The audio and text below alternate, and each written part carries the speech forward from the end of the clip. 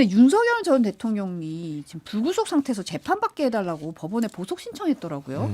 실질적 방어권 보장과 건강상의 사유를 청구 사유 들었다고 하는데 구치소에서도 안 나오고 있잖아요. 지금 재판도 안 나오고 조사도 안 나오고 아무것도 안 나오는데 보석 신청이요? 그러니까 이거를 이제 받아들일지 말지는 직위원 판사가 결정하는 거잖아요. 아, 다른 재판부가 결정해요. 다른 재판부에 지금 이거는? 왜냐하면 26일 날부터 이제 예. 그 관련해 가지고 다른 재판이 공판이 열리는데 이건 직위원 재판부 아니라 다른 재판부에 신청을 했어요. 다른 재판부에 신청했어요. 네. 예. 더 가능성이 없겠네요. 가능성 제로다. 지금 내란숙의 혐의를 받고 있는 윤석열이 보석을 받아줬을 때 무슨 일이 벌어질지, 그리고 재판도 안 나오고 있잖아요. 그러니까 이게 판사들이 보기에도 재판을 안 나오는다는 거는 존중을 받지 못하는 거거든요. 사실은 재판부를 존중 안 한다라는 건데 지금 이거를 풀어줄 명분이 될 것인가? 저는 안 할 거라고 보고 그냥 모든 법적 수단을 다 동원하고 있잖아요. 지금 뭐 위헌 심판도 지금 헌재에다가 특검이 위헌이다라고 하면서 하고 있고 그냥 그 중에 하나라고 봐요. 그래서 뭐 하나만 걸려라, 하나만 걸리면 좋다, 뭐 이런 태도가 아닌가 그렇게 봅니다. 예. 받고 있는 혐의가 굉장히 중하죠. 그렇기 때문에 보석의 가능성도 저도 거의 없다고 봅니다. 그 직위원 판사가 지난번에 3월 8일이죠. 그 날짜가 아니라 시간을 기준으로 해서 구속영장 청구 시간을 넘겼기 때문에 풀어줘야 한다라고 한 것에 대해서 그 이후에 이 국민적인 법 감정과 눈높이와 굉장히 다르다는 비판을 사법부가 많이 받았어요. 지금 그 비판의 일환이 조희대 대법원장에 대한 뭐 탄핵이나 사퇴 이런 여론으로 번지고 있는 거거든요. 저는 그 여론이 여전히 뭐 성숙되지 않았기 때문에 민주당이 주장하는 것들에 공감하는 국민이 많지 않다고 생각하는데 만약에 여기서 지금 보석 결정을 어느 판사든 결정해 준다? 이거 국민이 받아들일 수 있겠습니까? 그런 측면에서 그 보석을 판단해야 하는 판사도 그런 판단 안 할 수가 없을 거고 일단 그 받고 있는 혐의가 사형과 무기징역과 무기금고만 가능한 혐의예요. 내란 우두머리 혐의라는 게. 그렇기 때문에 지금 정말 윤석열 전 대통령의 건강 상태가 촌각을 다툴 정도로 위험하지 않은 상황이라면 그러면 보석 받기가 어렵겠죠. 지금 윤석열 전 대통령 변호인단이 얘기하는 거는 구속 상태에서 주사회 공판 진행되면 반대 신분의 주민은 물론이고 정상적인 공판 진행은 원천적으로 불가능할 것이다.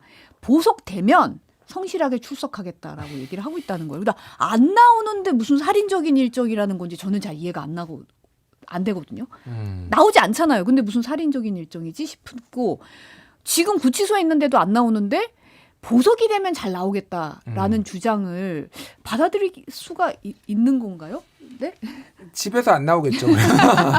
유튜브 보고 좋다고 또 술 먹고 소맥 혼자 말아먹으면서 어쩌다 이렇게 됐나 그렇게 되겠죠. 그 꼴을 국민들이 저는 못 봐요. 그 꼴. 예, 뭐 당연히 법원에서 안 해주겠지만 그러니까 이 윤석열 변호인단 특히 이 내란과 관련해서 윤석열 변호인단의 말에는 많은 의미를 논리적인 뭐 분석을 할 필요가 없다. 아무 말 대잔치 그냥 뭐 XX 소리다. 거의 좀 그렇게 봅니다. 예.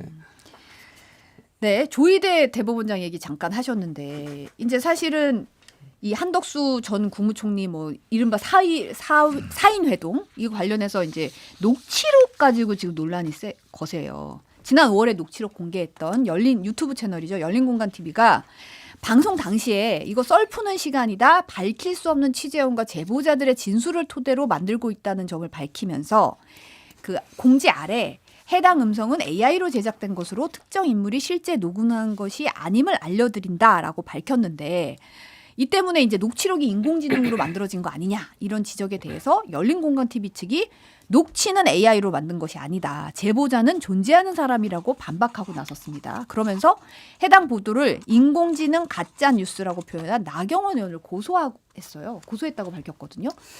이게 일단 그냥 정무적인 판단으로 봤을 땐 이 논란이 지속되는 게 사법 개혁이나 민주당이 이제 추진하는 것들에 별로 도움이 안 된다.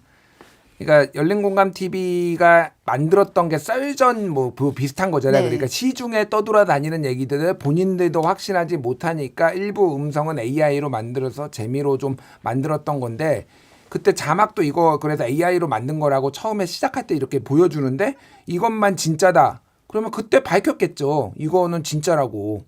근데 그거는 안 하다가 지금 또 이게 AI로 만든 게 논란이 되니까 이렇게 해서 저는 개인적으로 지금 상황에 있어서 열린공감 TV를 신뢰할 수 없습니다. 솔직히. 예. 그러니까 이거를 서영교 의원이나 부승찬 의원이 덥석 물어가지고 한 것도 그분들이 팩트 체크를 안 하고 크로스 체크를 안 한 거에 있지만은 기본적으로 시작은 이제 열린공감 TV인데 이거를 어떻게 믿죠 지금 상황에서? 그러니까 저는 이거는 발에 빼는 게 맞다 민주당은 기본적으로 그 생각이 들어요. 그래서 이 정도 나왔으면은 취재원 보호 뭐 좋은데 어느 정도는 그러면은 사람들이 누구 어떤 건지 이 취재 입수 경로 그러니까 이런 경로라든지 얘기를 해야 돼. 제가 듣기로는 그때 그 방송에서는 뭐 김충식과 관련된 쪽에서 이거 왔다라고 하는 건데 거의 특정되지 않나요? 그러면은 그러니까 이거를 글쎄요 이렇게 계속 논쟁으로 이끌면은 열린공감 TV는 본인들이 가짜 뉴스를 생산하는 곳이 아니다라고 하려는 것 같지만은 소위 말하는 민주당 이 진영에는 전혀 도움이 안 되는 짓을 하고 있다 제가 보기엔 그 생각이 들어요. 예.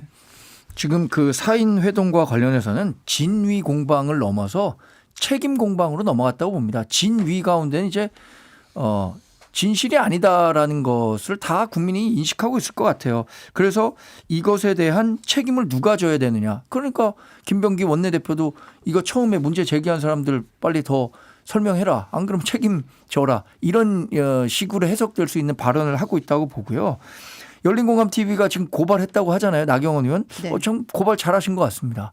고발을 한다면 그게 이제 수사로 갈 거고 그럼 열린공감 TV가 주장하고 있는 것처럼 이것에 대한 제보는 어떻게 이루어졌고 제보자는 누구고 음성이 AI로 변환이 된 건지 아니면 실제로 우리가 방송 그 기사 쓸 때도 약간의 변조만 한 거잖아요. 그 변조만 있었던 건지 이것에 대해서 충분한 수사가 이루어지면 책임질 사람들 책임져야죠. 제가 아까 말씀드린 것처럼 이제 책임 공방 수순이라고 했는데 이 사안을 이렇게 키워서 이익을 보려고 했던 사람들이 책임을 져야 되는 거예요.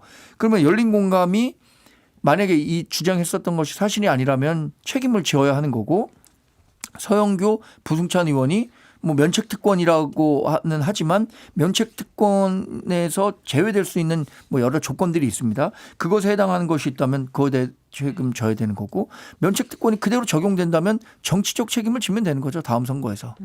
지금 그 열린공감 TV 측 입장은 실제 녹취가 있고 인공지능으로 조작한 목소리로 방송된 것도 아니라는 입장입니다. 지금 국민의힘에서는 뭐 서영구 부승찬 의원 오늘 고발장 제출할 예정이라고 하고 SNS를 통해서 이 회동서를 전파한 다른 민주당 의원들도 추가로 법적 조치할 예정이라고 밝혔던데 이제 뭐 고발을 계속 하고 있어요. 법적 조치로 소송전으로 가고 있어요. 뭐 이제 정치적 공세 뭐 이런 건데 고발을 할 일인가 그것도 이제 뭐 이거를 그럼 저도 고발할 건가요? 예를 들면은 저는 뭐 비판적이긴 하지만은 이렇게 언급하면은 다 고발하겠다 이거는 좀 과하다라는 생각이 들고 어쨌든 저는 이제 민주당은 좀 선을 그어야 될 필요가 있다. 이 상황에 대해서. 그러니까 민주당에서 이제 나온 얘기가 뭐냐면은 조희대 대법원장이 상당히 문제가 많고 예를 들면은 갑자기 급작스러운 파기환송을 결정을 해가지고 정치에 개입하고 뭐 대선에 개입하려고 했더라는 건데 이걸로 인해서 오히려 약간 면죄부를 얻어버린 그리고 사실은 대법원장이 항상 궁지에 몰렸을 때 그리고 2번 사퇴한 적이 제가 뭐 사퇴를 원한다 요구한다라는 게 아니라 1987년이나 1993년에 2번 대법원장이 사퇴한 적이 있는데 대부분 다 그 법원 내부에서 법원의 독립, 사법부의 독립, 중립성 이런 거에 문제 제기를 하면서 사퇴한 적이 있거든요. 그만큼 이제 외부에서 뭔가를 압박하기에는 문제 이제 좀 조심스럽단 말이에요. 근데 이제 법원에서 이 문제 때문에 약간 얘기도 못 꺼내는 그런 상황이 돼버렸어요. 그러니까 이게 정무적으로 좀 어쨌든 지금 판단을 좀 잘해야 된다. 예, 이거는 민주당은 더 이상 이제 적당히 이제 사과할 분이 있으면 사과하고 이거는 발 빼는 게 나아요. 이제. 저도 뭐 서영교 의원이나 부승찬 의원이 본인이 정말로 주장한 것에 대해서 얼마나 그 확신을 갖고 했는지 모르겠다는 생각이에요. 그러니까 보고 싶은 것만 본 것 같아요. 이걸 통해서 조희대 대법원장에 대한 탄핵 또는 사퇴 여론을 환기시켜서 그것이 결국에는 뭐 사법부 자체 내에서 어떤 식으로든 뭐 여론이 환기돼서 아까 얘기한 것처럼 2명의 대법관이 87년 체제 이후에 그만뒀는데 모두 평판사들이 대법원장 못 믿겠다 이런 불신의 목소리를 냈으니까 사퇴한 거거든요. 외부 압력에 의해서 대법원장이 사퇴한 경우는 한 번도 없고 그런 경우 그러니까 사법부 자체적인 판단이 아니라 외부에서 흔들어 갖고 대법원장이 사퇴한다는 것은 그야말로 삼권 분립을 침해하는 행위이기 때문에 근데 그런 것들을 좀 유도하기 위한 발언이었다라고 생각하거든요. 그러니까 두 분에 대한 정치적 책임 전 꼭 물어야 된다고 생각하고 나아가 법률적 책임까지 묻겠다는 것이 우리 당이 갖고 있는 기본적인 입장이죠. 오늘 2025 세종국제컨퍼런스 이게 세종대왕의 법 철학을 전 세계에 알린다는 취지로 마련된 국제 학술 행사인데 여기에 조희대 대법원장이 참석해서 세종대왕께서는 법을 왕권 강화를 위한 통치 수단이 아니라 백성들의 삶을 향상시키고 그들의 권리를 보장하는 규범적 토대로 삼으셨다. 이렇게 말을 했어요. 이제 물론 이게 개회사가 이전에 딱 준비를 된 거겠지만 지금 상황 때문에 이 발언을 좀 언론에 부각이 많이 되더라고요. 어떻게 보세요? 그러게요. 법을 왕권 강화를 향한 통치 수단이 아니게 사용했다.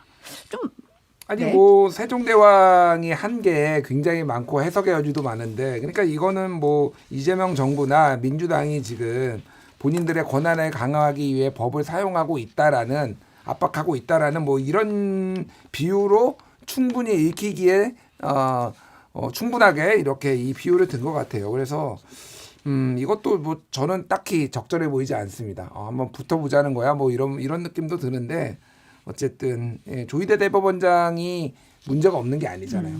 저는 뭐 계속 얘기합니다. 여러 가지 문제들이 있고 법원 내부에서도 반발이 있었고 그런데 굉장히 한번 점점 더 정치적 행보를 지금 하고 있구나 그 생각이 좀 많이 드네요. 약간 도발이다 이렇게 보십니까? 저는 그렇게 봐요. 도발이. 뭐 조희대 대법원장이 이 얘기를 통해서 하고 싶었던 메시지는 분명히 있을 것 같아요. 그러니까 사실 그 정치인이든 아니면은 어떤 사회적 지위를 갖고 있는 사람이 하는 메시지 한마디 한마디에는 우리들이 해석을 해야 하는 영역이 분명히 있거든요. 그런데 그런 측면에서 왕권 강화를 위한 통치 수단이 아니다라고 했다는 것은 최근에 일고 있는 사법부에 대한 압박 그리고 그 내란 전담 재판부라고 이름을 바꿨지만 사실 그 어떤 특별 재판부를 만들어서 본인들의 사건을 처리하겠다라는 입법권의 남용 이런 것들을 지적했다고 보고 그 조선의 최고 법전이 경국대전이에요. 찾아보니까 경국대전은 세조가 만들었네요. 태정태세 문단세니까 세종대왕 때는 이 경국대전은 없었던 것 같아요. 근데 세종대왕이 몇 가지 이게 역사적으로 만들어 놓은 규범들이 있습니다. 제가 역사 지식을 자랑하는 건 아니고 시집 간다 그러잖아요. 과거에는 시집 간다는 말이 없었습니다. 세종 시절 이전에는 세종의 동생을 정말로 그 시집 보내는 걸로 인해서 우리가 시집 간다는 게 그 확립된 거거든요. 그러니까 대통령이 모범을 보여야 한다고 해서 본인의 동생을 시집 보낸 거거든요. 그런 면에서는 그 세종대왕이 갖고 있었던 그 철학은 분명하죠. 본인이 모범을 보여야 된다 이거죠.